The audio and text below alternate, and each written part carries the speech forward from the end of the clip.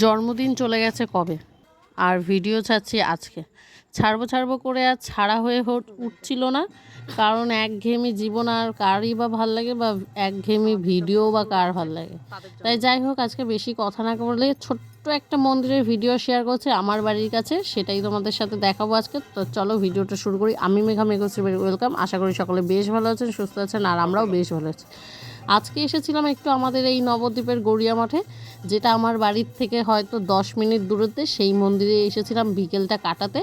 প্রতিদিন তো বাড়িতেই থাকি, ডিউটি থাকে, বাড়ি থাকি, কিন্তু আজকে যেহেতু আমার জন্মদিন, আর বিকেলটা একটুখানি বাড়ির সামনের এই মন্দিরটায় আসলাম। দেখলাম মন্দিরটা বেশ ফাঁকা ছিল, আর ভিডিও করতে দিয়েছিল। অন্যদিন এই মন্দিরে কোনো ভিডিও করতে দেয় না। এর আগে একবার দাবড় খেয়েছিলাম, কিন্তু এই তারপর থেকে দেখছি দিচ্ছে।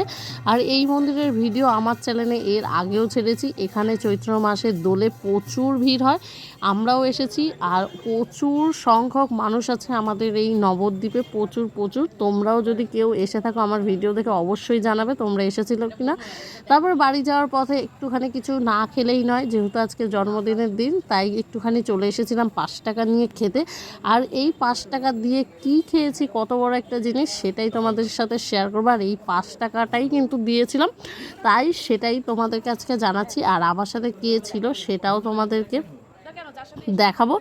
যাই হোক, তারপরে যেই জিনিসটা অর্ডার করেছিলাম সেটা চলে এসেছিলো, আর সেটা আমরা বেশ ভরপেট করে খেয়ে নিয়েছিলাম।